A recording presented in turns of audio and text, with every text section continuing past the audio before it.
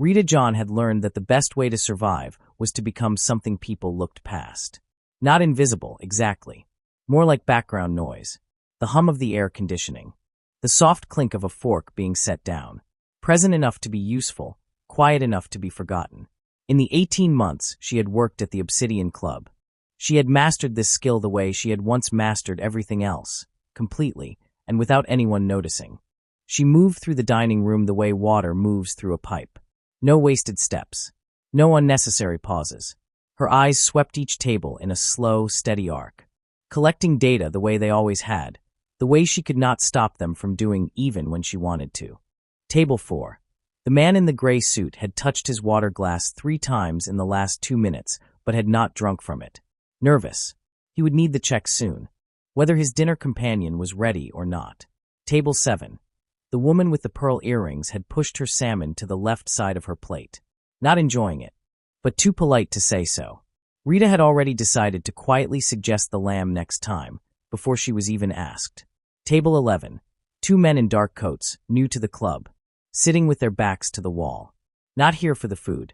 Rita catalogued all of it without blinking, without slowing her pace, without letting a single thought show on her face.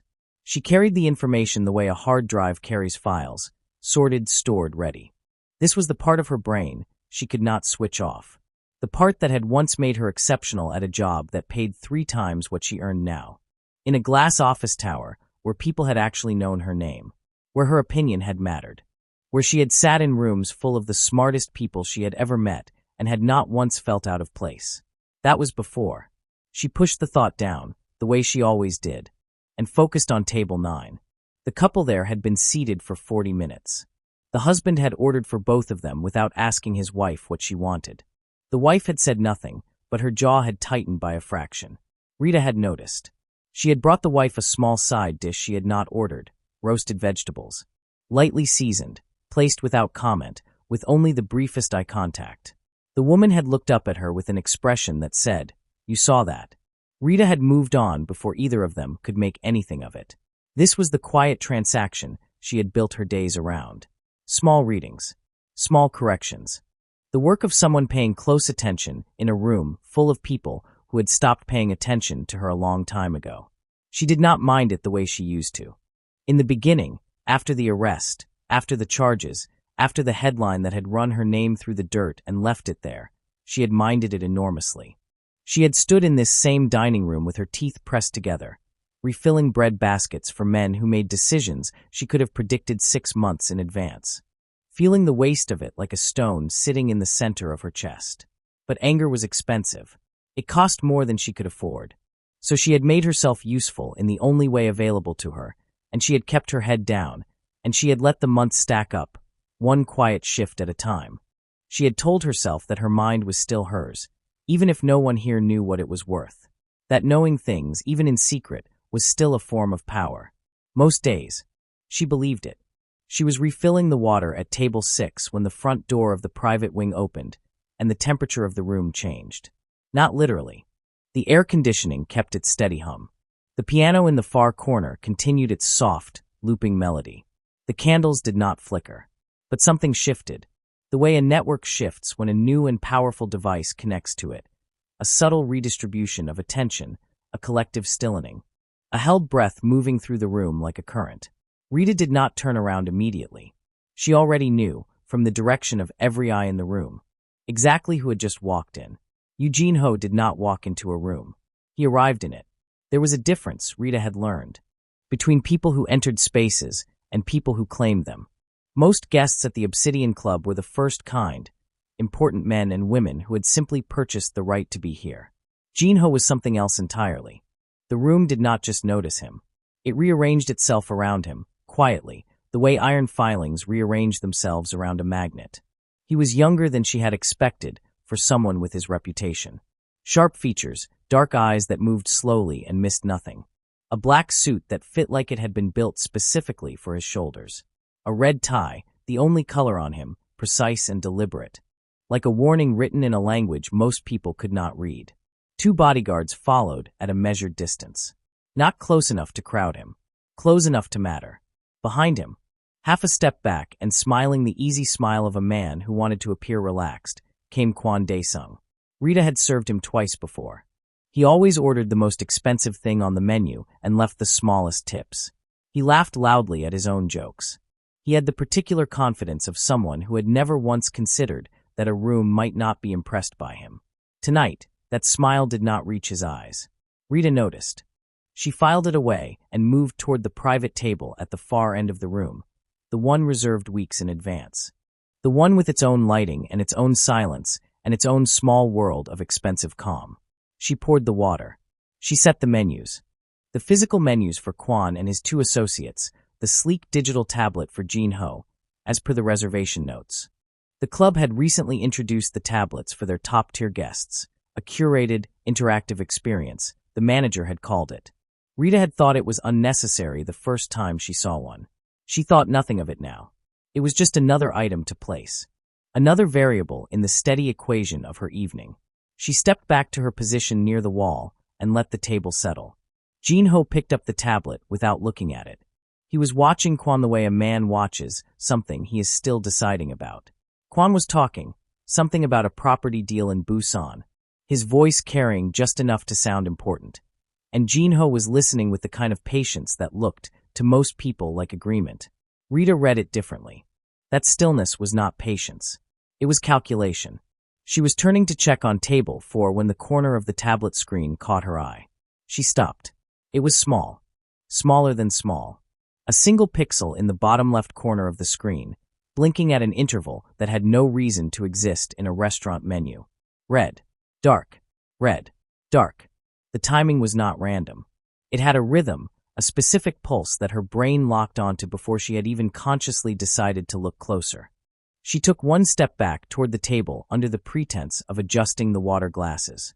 Her eyes dropped to the screen for 2 seconds. That was all she needed. The pixel was not alone. Nested inside the menu's decorative border, threaded through the design like veins beneath skin, were characters. Korean characters.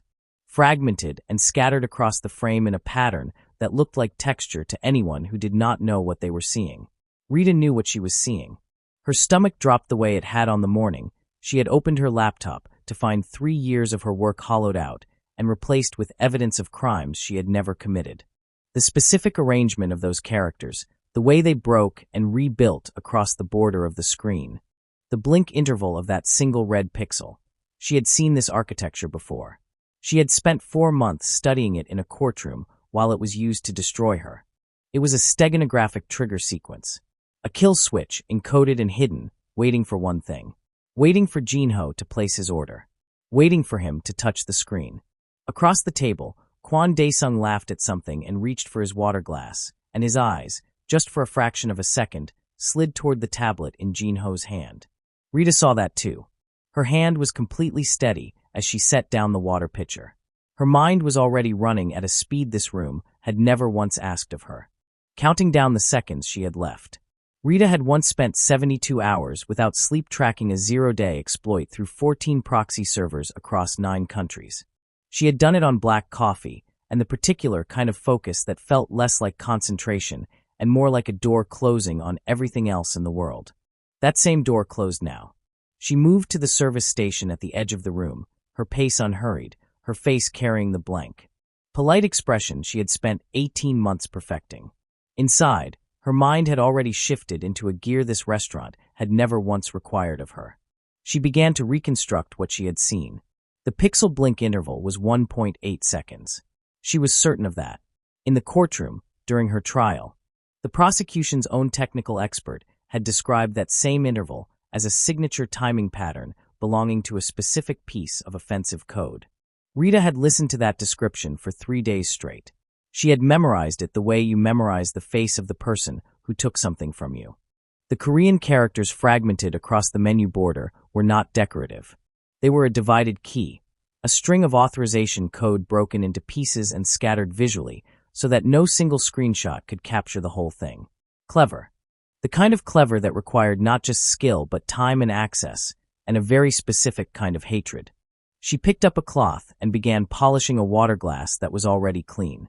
The trigger would activate the moment Jin-ho's fingerprint, made contact with the order confirmation button on the tablet's screen. That was how the original code had worked. Touch-activated, biometric, designed to execute the moment the target engaged with the interface. One press, and the sequence would wake up, pull itself together from its scattered pieces, and send a single authenticated command to whatever financial architecture Jinho had connected to his private accounts. She did not know exactly what the command would do. Liquidate, transfer, erase. It did not matter. The result would be the same: Jinho's empire, hollowed out in the time it took to select a main course. Across the room, Kwon Daesung was still talking. His voice rose and fell in the easy rhythm of a man telling a story he had told before. But his body was doing something different from his voice. Rita watched him the way she used to watch system monitors, not looking for what was happening, but looking for what was about to happen. His left hand was flat on the table. Still, controlled. His eyes moved to Jinho's tablet every 43 seconds. She had counted 3 cycles already. And there, at the edge of his shirt cuff, the faint glow of a secondary screen. A phone face-up, tilted just enough to catch the light. Just enough for him to watch a number she could not see from here, but could calculate well enough. He was watching a countdown. She was sure of it. She set the glass down and picked up another. Jinho had not yet touched the order button. He was still listening to Kwon, his own tablet resting at the edge of his hand, close enough to reach without looking. He would place his order soon. The table had been seated for 11 minutes. In her experience, guests at this level made their selections between the 12 and 15-minute mark.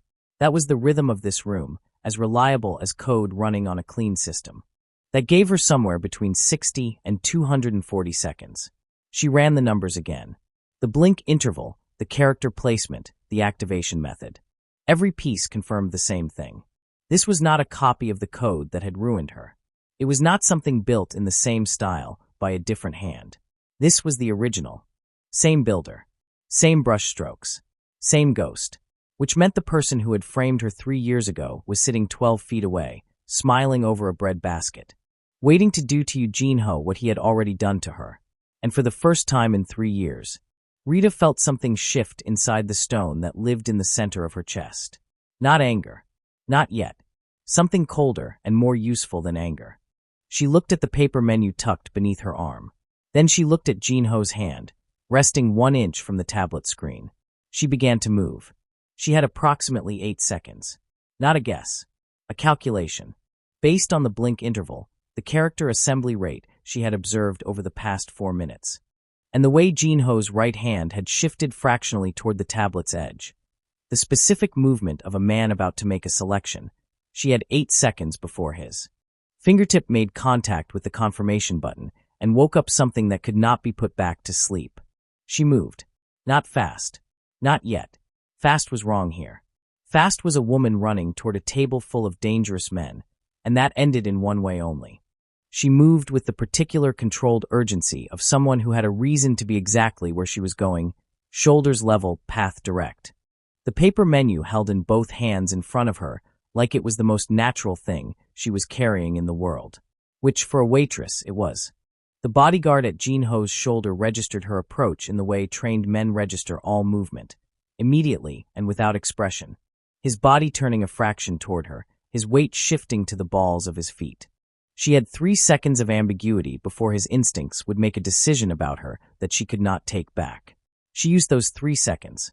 "Sir, I apologize," she said, her voice carrying exactly the right amount of professional concern. Not panic, not aggression. Just the quiet urgency of a staff member catching a mistake before it became an embarrassment. There's been an error with the digital menu. A software update that wasn't completed properly. I need to replace it immediately. The words were not entirely untrue. The bodyguard's eyes moved to her hands. Assessed the paper menu, moved to her face. She held his gaze for exactly 1 second. Long enough to communicate that she was not a threat. Short enough not to challenge him. And then looked past him at the tablet with the focused expression of someone whose only concern was doing their job correctly. He did not step aside, but he did not move to stop her either. That half-second of hesitation was the gap she needed. She stepped around him, smooth and close. Close enough that he could have stopped her with minimal effort if he had decided to, and reached the table in 2 more steps. Jinho's hand was on the tablet now, his finger moving toward the screen with the unhurried confidence of a man who had no reason to expect anything other than a menu. Rita set the paper menu down on the table with her left hand and picked up the tablet with her right in the same continuous motion. The way you swap one glass for another without spilling. A single fluid movement that gave the eye no clear moment to object to because it was already complete before the eye had fully registered it had begun.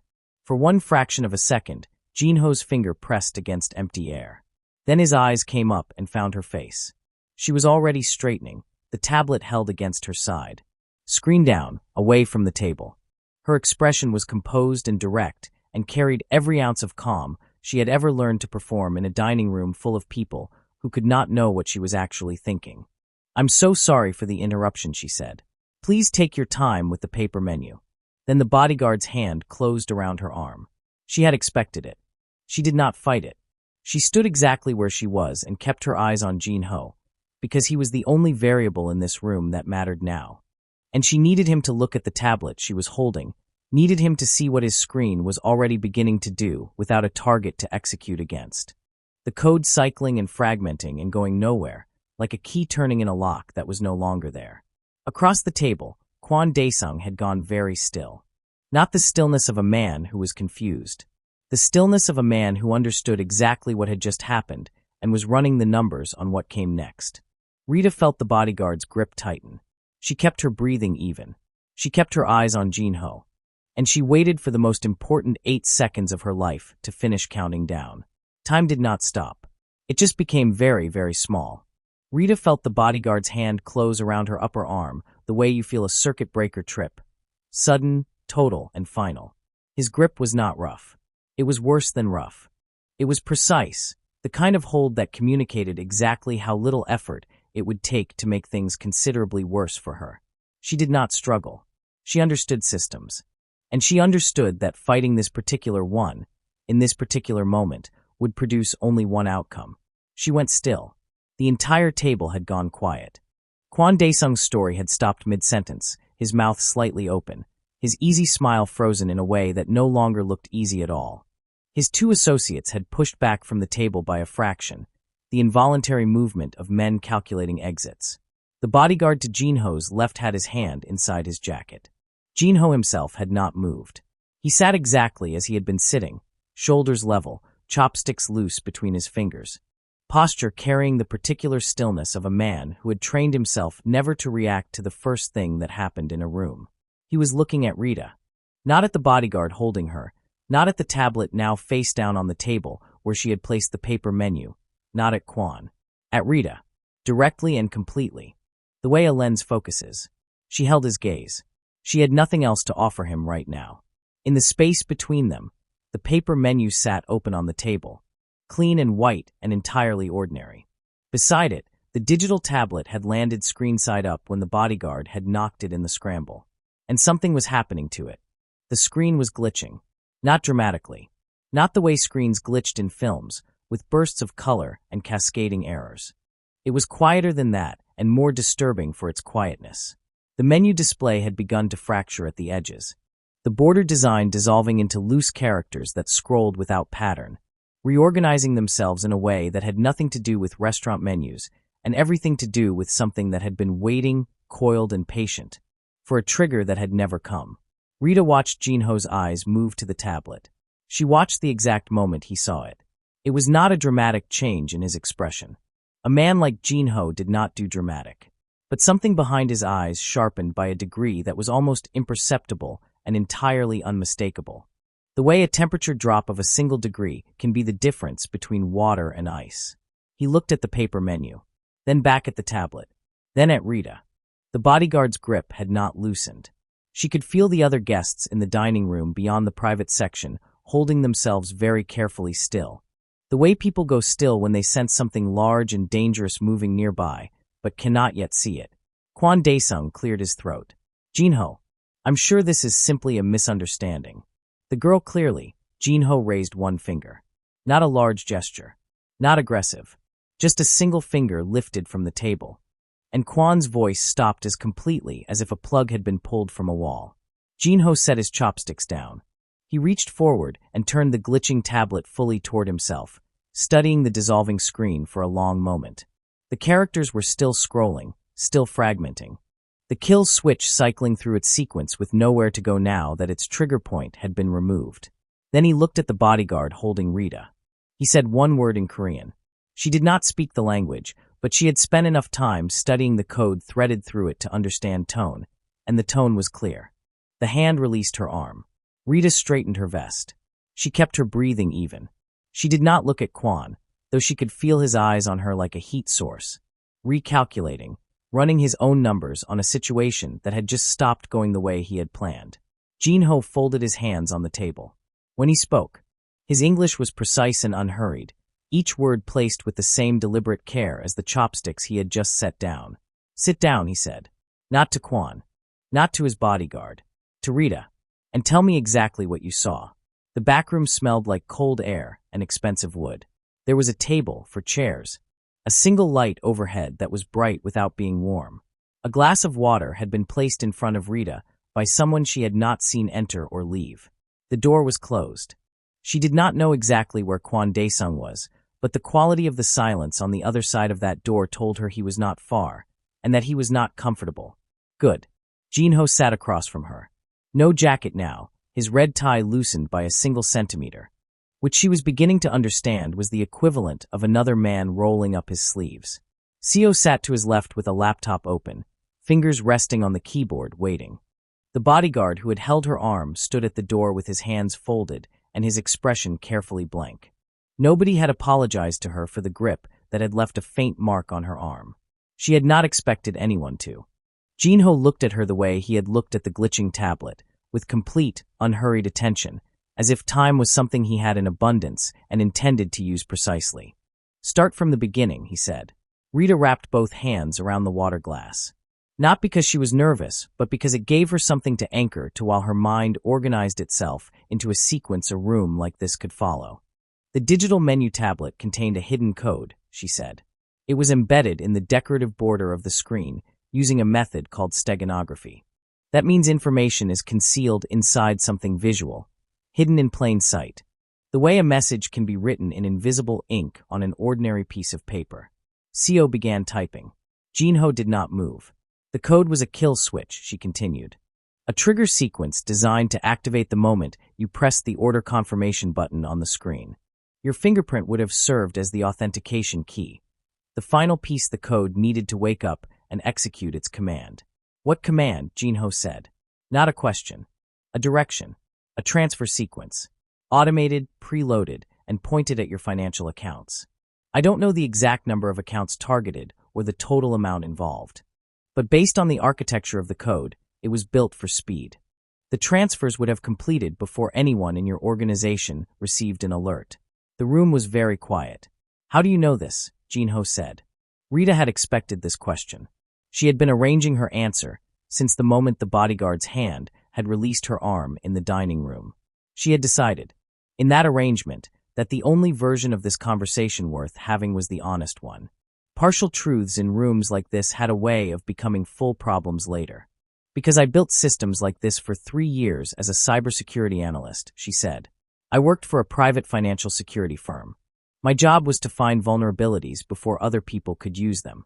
I was good at it." She paused. 3 years ago, I was framed for using those same methods to steal from a client.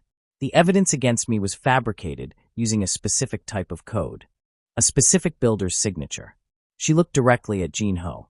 "The code in your tablet tonight was built by the same person who built the evidence that ended my career." The silence that followed was a different kind of silence from the one before it. Seo had stopped typing. He was looking at her now instead of his screen. Jin-ho had still not moved, but something in the quality of his stillness had shifted. She was beginning to read him the way she read systems. Not by what was visible on the surface, but by the small, precise changes that indicated something significant was processing underneath. He looked at Seo, a look that carried a full conversation in it without using a single word. Seo turned to his laptop and began typing with a new kind of purpose. Jin-ho looked back at Rita. "Your name," he said. "Rita John." He repeated it once, quietly, as if filing it somewhere specific.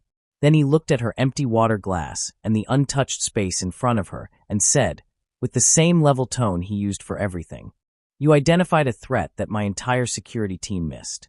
Rita said nothing. "You identified it," he continued, "while carrying a paper menu and pretending to care about the temperature of my food. It was not a joke, but it was, she thought, the closest thing to one she was likely to get from him. "Yes," she said simply. Jinho looked at her for a long moment. "Seo," he said, without looking away from Rita. "Find everything." The room Jinho used for private matters was nothing like the dining room. No candles. No soft piano. No careful lighting designed to make wealthy people feel comfortable. Just a long table, for screens mounted on a dark wall. And the kind of silence that was not about calm but about focus. The air itself felt different in here. Cooler, cleaner. Stripped of all the performance that happened on the other side of the door. Rita sat at the table across from a man named Seo, Jinho's head of digital security. He had not introduced himself warmly. He had placed a laptop in front of her, sat down opposite, and looked at her the way a locksmith looks at a lock he has not seen before. Not unfriendly, simply professional. Jinho stood at the edge of the room with his arms crossed. Watching. Kwon Daesung was no longer present. Rita did not ask where he had gone. She did not need to. "Walk me through it again," Seo said.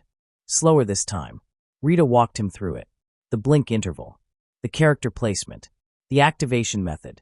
She used her hands to illustrate the way the code had been fragmented across the border of the screen, broken into pieces that only assembled themselves into a complete sequence when the tablet's camera captured the full frame at close range. She explained the biometric trigger. She explained what would have happened the moment Jinho pressed the order confirmation button. Seo listened without interrupting. He typed as she spoke, his fingers moving quickly across the keyboard, pulling up tools she recognized and some she did not. When she finished, he was quiet for a moment, studying his screen. Then he said, "Show me the interval signature again." "Exactly." She leaned forward and tapped a specific rhythm on the table with one finger. 1.8 seconds. Pause. 1.8 seconds. Pause. Steady and deliberate as a heartbeat. Something shifted in Seo's expression. He turned back to his screen and typed faster. Rita sat back and waited. She was good at waiting. She had spent 3 years doing it. On the wall screens, lines of code began to populate, pulled from what she assumed was the recovered tablet, now connected to Jinho's system. Seo was running a comparison, pulling the extracted code apart and laying its pieces flat the way you lay out the components of a disassembled machine to understand how they fit together. Rita watched the process with the particular ache of someone watching a person do slowly what they could do in half the time. She said nothing. For minutes passed.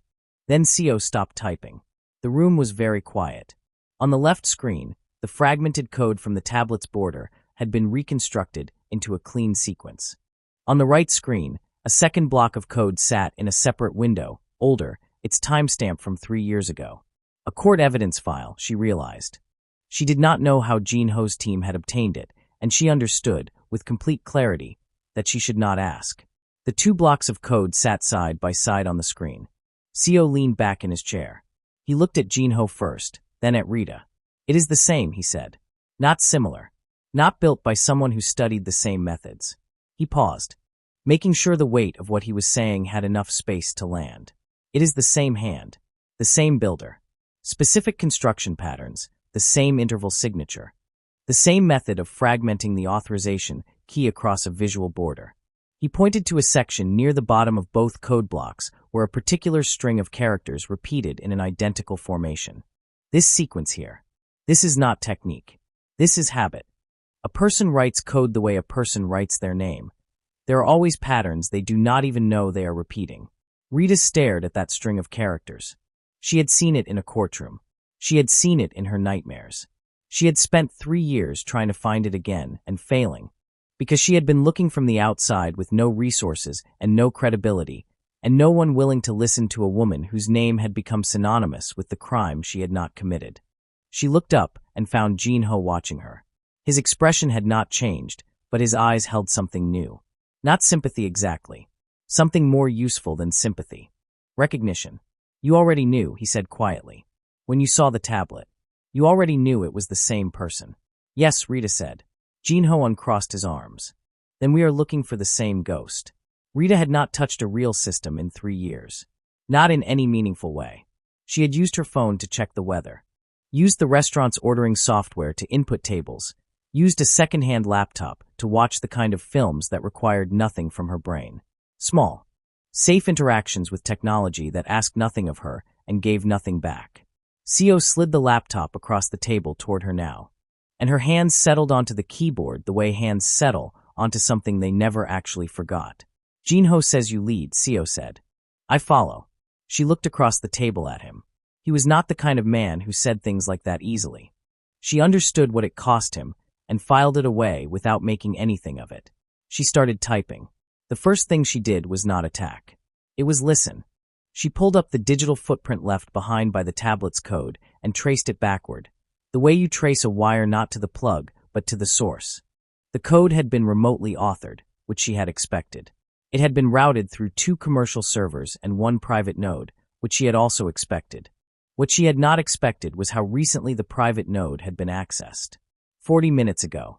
Kwon had been in that dining room 40 minutes ago, watching a countdown on his phone while Jinho held the tablet 1 inch from destruction. He had been connected the entire time, watching, waiting for the moment the trigger would fire so he could capture the confirmation and begin moving the funds before anyone in Jinho's organization knew what had happened. He was still connected now. Rita felt the corner of her mouth move in something that was not quite a smile. He hasn't closed the session, she said. He left the back door open. CO leaned forward to look at her screen. He made a short sound, not quite a word, that told her he understood exactly what that meant. An open session was an open door, and an open door worked in both directions. She did not rush. Rushing was how mistakes happened, and she had not come this far to make mistakes. She moved through the node carefully, documenting the structure as she went, mapping the architecture of what Kwon had built. It was sophisticated work. She acknowledged that without pleasure. He had layered his access points well and covered his tracks with the kind of patience that spoke of long planning. Months at minimum. Possibly longer. But he had been so focused on his exit route that he had not properly secured his entrance. Amateur, she thought. Brilliant and amateur. Which was somehow worse than simply being bad. Behind the node, she found the financial pipeline he had constructed, a series of automated transfer commands, already loaded and pointing at 17 of Jinho's subsidiary accounts across 4 countries. They were staged and ready, a row of dominoes standing perfectly upright, waiting for the first one to fall. She did not knock them down. She turned them around. It took 22 minutes. CO worked beside her, handling the secondary access points while she focused on the pipeline itself, redirecting each transfer command with the same authorization signature Kwon had built into the original code. His own signature, his own key, used against him with the quiet precision of a door being locked from the inside. When she finished, she sat back and looked at the screen. Every transfer command was still intact. Every automated instruction was still loaded and ready to execute. The only thing that had changed was the destination. 17 accounts reversed. The money would not be leaving Jinho's network. It would be leaving Kwon's. Every account he owned. Every holding. Every reserve. Every carefully constructed financial wall he had spent years building around himself. She ran the sequence once in a test environment to confirm it held. It held. She looked at Jinho, who had not moved from his position at the edge of the room for the entire 22 minutes. It's ready, she said. He looked at the screen for a moment. Then he looked at her with an expression that was as close to open as she suspected his face ever came. Execute it, he said. Rita pressed the key. In the dining room on the other side of the wall, she heard the faint, distant sound of a phone buzzing repeatedly against a hard surface. Notification after notification arriving in a cascade that would not stop. Somewhere, Kwon Daesung's empire was falling over, one domino at a time. The dessert menu had not even been brought out yet. The building did not look like what it was. From the street it appeared to be the kind of glass and steel structure that existed in every major city, clean lines, reflected sky. A lobby with marble floors and a front desk staffed by people in identical uniforms. Ordinary, if expensive. The sort of building that discouraged a second look by being exactly what it appeared to be on the first. Rita had learned, in the past 3 weeks, that this was entirely intentional. She crossed the street toward the entrance with her bag over one shoulder and a coffee in her other hand, still warm. The morning air was sharp and she moved through it without hurrying, her pace steady and unhurried the way it had always been in the restaurant, but carrying something different now. Something that had been missing from her walk for 3 years without her fully realizing it until it came back. Direction. She was walking with direction. The 2 men at the front entrance recognized her before she reached the door. She had noticed this shift happening gradually over the past 2 weeks. The way the security staff had moved from watching her with careful uncertainty to acknowledging her with the specific, quiet respect reserved for people whose authority they had been told, clearly and directly, not to question. The taller of the 2 men nodded and held the door. She walked through. The lobby was already moving at its morning pace. Assistants crossing the marble floor with tablets under their arms. 2 men in dark suits waiting near the elevator bank. A woman at the front desk managing 3 separate calls with the focused expression of someone very good at her job. The room had a particular energy to it, organized, purposeful, running like a system with no wasted processes. Rita had studied this building the way she had studied everything Jinho had shown her. Its 12 floors of legitimate financial operations sitting above 3 floors that did not appear on any public record.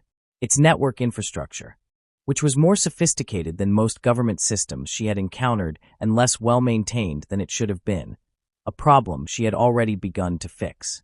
Its 17 external access points, 4 of which had been compromised in ways that nobody had noticed until she looked. She had been looking for 3 weeks. She had not yet found the bottom of what needed to be done, which meant the work was real and the role was real, and she was exactly where her particular kind of mind was supposed to be. She took the elevator to the 9th floor. The room that had been prepared for her was large and dark in the way she had asked for it. Screens instead of windows, adjustable lighting set low. A desk that was more workstation than furniture. 3 of her own people were already at their stations when she walked in, 2 of them hired by CEO from networks she trusted. One of them a former colleague from her previous life who had answered her call within an hour and asked only one question. "When do we start?" They looked up when she entered. "Morning," she said. She set her coffee down and pulled out her chair and sat in it the way she had once sat in every chair in that role, as if she had always been there, as if the alternative had never been a serious option. On her primary screen, the overnight alerts were already queued. 7 flagged items, 3 of them requiring immediate review, the others routine. She opened the first one and began to read, her mind settling into its familiar rhythm. That clean and frictionless engagement with a problem that had a structure she could map and a solution she could find. Somewhere in this city. Her name was still attached to a court record she had not yet fully cleared. That work was ongoing. Jinho's legal team was 3 weeks into a process that CEO had told her, with characteristic understatement, was moving faster than expected. She thought about it the way she thought about a background process running on a secondary system. Present, important, and not requiring her direct attention right now. Right now there were walls to build. She opened the second alert and began to work. Outside the building, the city moved through its morning, ordinary and loud and entirely unaware that in a dark room on the 9th floor, a woman who had spent 3 years being looked past was now the one doing the looking, watching every door, protecting every wall, right where she had always belonged.